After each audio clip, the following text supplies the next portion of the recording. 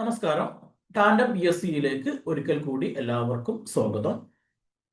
ഇന്ന് secretariat mains എക്സാമിന് തയ്യാറെടുക്കുന്ന അല്ലെങ്കിൽ തയ്യാറെടുക്കണമോ എന്ന് സംശയിച്ച് നിൽക്കുന്ന ആളുകൾക്ക് വേണ്ടിയുള്ള ഒരു വീഡിയോ ആണ്. പല ആളുകളും ടെലഗ്രാമിലും വാട്സപ്പിലും ഒക്കെ ചോദിക്കുന്നുണ്ട്, ഞങ്ങൾ ഇത്ര മാർക്കാണുള്ളത്, ഞങ്ങൾ പിന്നെ സെക്രട്ടേറിയറ്റ് മെയിൻസിന് തയ്യാറെടുക്കണമോ അല്ലെങ്കിൽ മറ്റു പരീക്ഷകൾ നോക്കണമോ എന്നൊക്കെ ചോദിക്കുന്നുണ്ട്. അപ്പോൾ അതുമായിട്ട് ബന്ധപ്പെട്ട എല്ലാ കാര്യങ്ങളും ഉൾപ്പെടുത്തിയിട്ടുള്ള ഡീറ്റെയിൽഡ് ആയിട്ടുള്ള ഒരു വീഡിയോ ആണിത്. അപ്പോൾ ഇത് സ്കിപ്പ് ചെയ്യാതെ പൂർണ്ണമായിട്ടും കാണാൻ വേണ്ടി ശ്രമിക്കുക. നിങ്ങൾ ടാൻഡം PSC എന്ന ഈ യൂട്യൂബ് ചാനൽ ഇതുവരെ സബ്സ്ക്രൈബ് ചെയ്തിട്ടില്ലെങ്കിൽ ഇപ്പോൾ തന്നെ ചാനൽ ഒന്ന് സബ്സ്ക്രൈബ് ചെയ്യുക. ഇതുപോലെയുള്ള നിങ്ങൾക്ക് ഉപകാരപ്രദമായിട്ടുള്ള ഒരുപാട് വീഡിയോസ് നമ്മൾ ഇതിൽ അപ്ലോഡ് ചെയ്യും. അപ്പോൾ അപ്ലോഡ് ചെയ്യുമ്പോൾ തന്നെ നിങ്ങൾക്ക് നോട്ടിഫിക്കേഷൻ ആയിട്ട് ലഭിക്കുന്നതിന് വേണ്ടി സബ്സ്ക്രൈബ് ബട്ടൺ അമർത്തിയ ശേഷം തൊട്ടടുത്തുള്ള ആ നോട്ടിഫിക്കേഷൻ കൂടി ഒന്ന് എനേബിൾ ചെയ്ത് വെക്കാൻ വേണ്ടി ശ്രമിക്കുക. അതോടൊപ്പം ഈ വീഡിയോ നിങ്ങൾക്ക് പ്രയോജനപ്പെട്ടു എന്ന് തോന്നുകയാണെങ്കിൽ നിങ്ങളുടെ കൂട്ടുകാർക്ക് കൂടി ഇതൊന്ന് ഷെയർ ചെയ്യുക.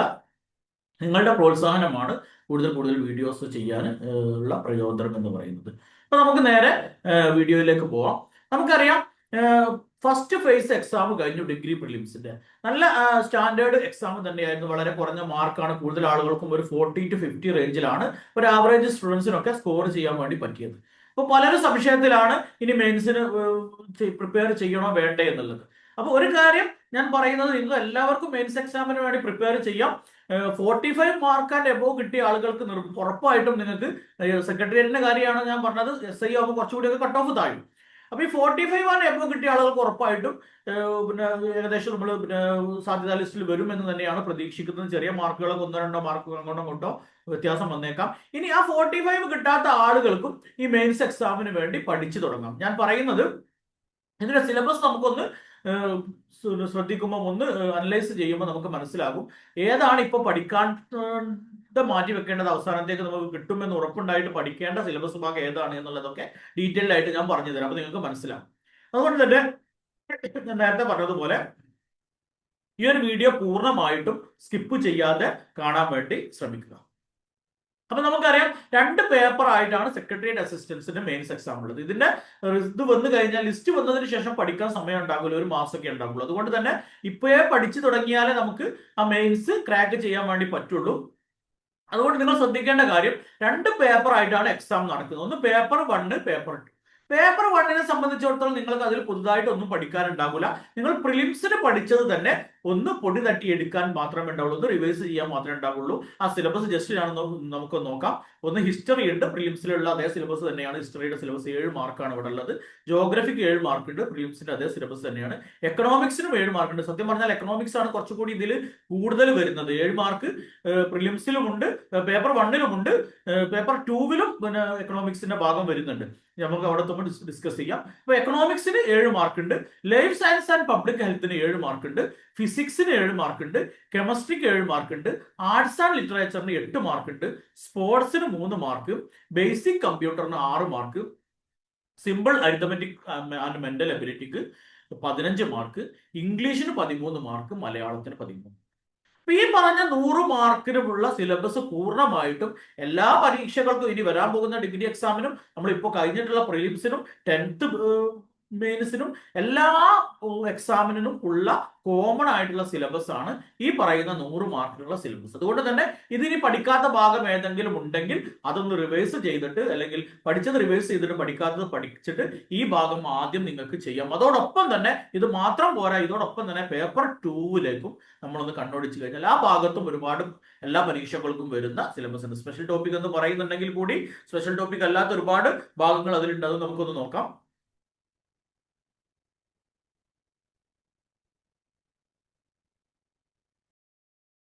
സെക്രട്ടേറിയറ്റ് അസിസ്റ്റന്റ് മെയിൻസ് എക്സാമിന് തയ്യാറെടുക്കുന്നവർക്ക് ടാൻഡം PSC ഒരുക്കുന്ന mains plus interview batch June 16 ആരംഭിക്കുകയാണ്.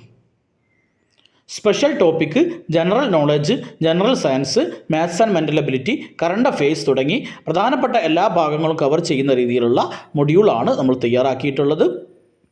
പ്രത്യേകിച്ച് 12 വർഷത്തെ പ്രവൃത്തി പരിചയത്തിലൂടെ സ്പെഷ്യൽ ടോപ്പിക്ക് കൃത്യമായിട്ട് നിങ്ങൾക്ക് അവതരിപ്പിച്ച് തരുന്ന രീതിയിൽ LSCS എക്സാമിനൊക്കെ ടാൻഡം PSCയുടെ ക്ലാസ് ഫോളോ ചെയ്ത ആളുകൾക്കറിയാം. സ്പെഷ്യൽ ടോപ്പിക്ക് കൃത്യമായിട്ട് ആൻസർ ചെയ്യാൻ പറ്റുന്ന രീതിയിൽ ഉദ്യോഗാർത്ഥികളെ സഹായിക്കുന്ന ഒരു ബാച്ചാണ് ടാൻഡം PSC ഒരുക്കുന്നത്. താല്പര്യമുള്ള ആളുകൾ ഇന്ന് തന്നെ ഇതിൽ കൊടുത്തിരിക്കുന്ന 7034327690 9544166690 എന്നീ നമ്പറുകളിൽ കോൺടാക്റ്റ് ചെയ്യുക. വെറും 1499 രൂപ മാത്രമാണ് ഈ ഒരു മെയിൻസ് പ്ലസ് ഇൻ്റർവ്യൂ ബാച്ചിന് നമ്മൾ ഫീസായിട്ട് ഈടാക്കുന്നത്.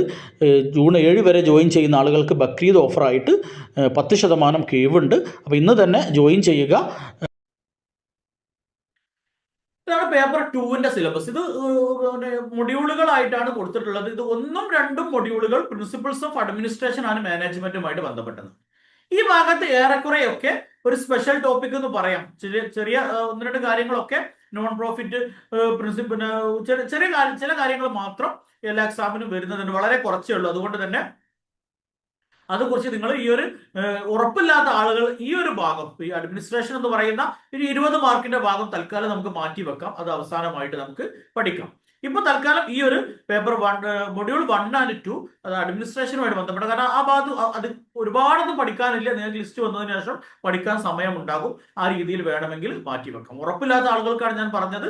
കിട്ടുമെന്ന് ഉറപ്പുള്ള ആളുകൾക്കാണെങ്കിൽ ഒരു 45 ആൻഡ് എബോവ് ഒക്കെ സ്കോർ ചെയ്യാൻ പറ്റിയ ആളുകളാണെങ്കിൽ അവരെ സംബന്ധിച്ചിടത്തോളം ഇതും പഠിക്കുന്നത് കൊണ്ട് വിരോധമില്ല.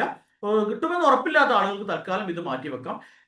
മൊഡ്യൂൾ 3ഉം 4ഉം കണ്ടു നോക്കിക്കഴിഞ്ഞാൽ അറിയാം, അത് കോൺസ്റ്റിറ്റ്യൂഷൻ ഓഫ് ഇന്ത്യയുമായിട്ട് ഉള്ള ബന്ധപ്പെട്ട ഭാഗമാണ്. അപ്പൊ നമ്മൾ പേപ്പർ 1ൽ നിങ്ങൾ ആരും ശ്രദ്ധിച്ചോ എന്നറിയില്ല, അവിടെ സാധാരണ കാണാനുള്ള കോൺസ്റ്റിറ്റ്യൂഷൻ അവിടെ കാണുന്നില്ല അല്ലെ. അത് കൊടുത്തിട്ടുള്ളത് ഇവിടെ പേപ്പർ 2ലാണ്. കോൺസ്റ്റിറ്റ്യൂഷനുമായി ബന്ധപ്പെട്ട് കേന്ദ്ര സംസ്ഥാന ബന്ധങ്ങളുമായിട്ട് ബന്ധപ്പെട്ട് 8 മാർക്ക് ഉണ്ട്. അതല്ലാതെ കോൺസ്റ്റിറ്റ്യൂഷൻ സ്ട്രക്ചറുമായിട്ട് ബന്ധപ്പെട്ട് 12 മാർക്ക് ഉണ്ട്.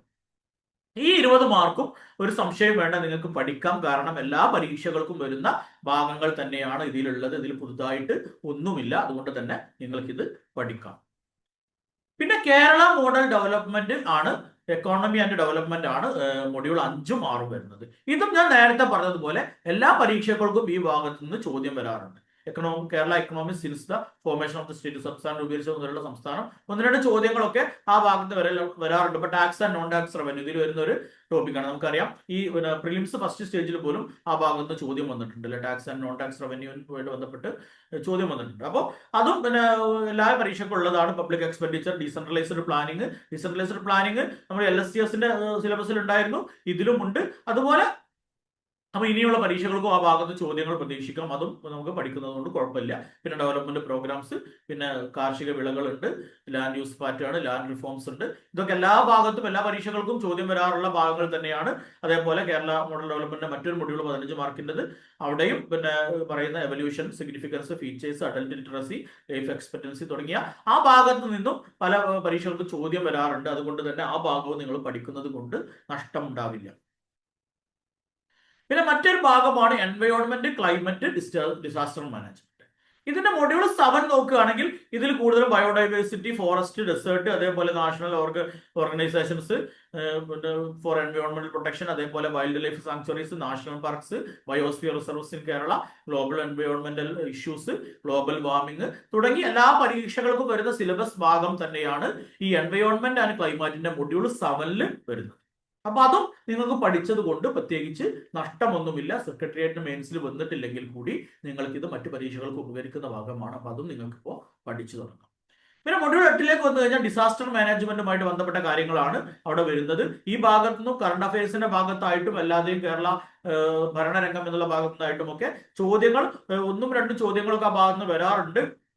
ഡിസാസ്റ്റർ മാനേജ്മെന്റ് അതോറിറ്റിയെ കുറിച്ചൊക്കെ പ്രത്യേകിച്ച് ഇപ്പോൾ ഒരു ഡിസാസ്റ്ററിന്റെ മുഖത്താണ് നമ്മൾ ഉള്ളത് എന്നതുകൊണ്ട് തന്നെ പരീക്ഷകൾക്കൊക്കെ ചോദ്യം പ്രതീക്ഷിക്കാവുന്ന ഒരു ഏരിയയാണ്. അതുകൊണ്ട് തന്നെ ഇതും വേണമെങ്കിൽ നിങ്ങൾക്ക് മൊഡ്യൂൾ 8 ഇപ്പൊ പഠിക്കുന്നത് കൊണ്ട് പ്രശ്നമില്ല. വേണമെങ്കിൽ ഇനി മൊഡ്യൂൾ 8 നിങ്ങൾക്ക് നേരത്തെ പറഞ്ഞതുപോലെ മൊഡ്യൂൾ 1-2 കൂടെ മൊഡ്യൂൾ 8 അവസാനത്തേക്ക് വേണമെങ്കിൽ മാറ്റി വെക്കാം. മൊഡ്യൂൾ 7 ഏതായിരുന്നാലും നമുക്കിപ്പോൾ പഠിക്കാനുള്ള മറ്റു പരീക്ഷകൾ പഠിക്കാനുള്ള സിലബസ് തന്നെയാണ്. അപ്പൊ നമ്മൾ മൊഡ്യൂൾ 1, മൊഡ്യൂൾ 2, മൊഡ്യൂൾ 8 മാത്രമാണ് നമുക്ക് മാറ്റി വെക്കാൻ വേണ്ടി പറഞ്ഞിട്ടുള്ളത്. ഇനി മൊഡ്യൂൾ 9ലേക്ക് പോയി കഴിഞ്ഞാൽ അവിടെ ഈ ഗവേണൻസ് ആണ്.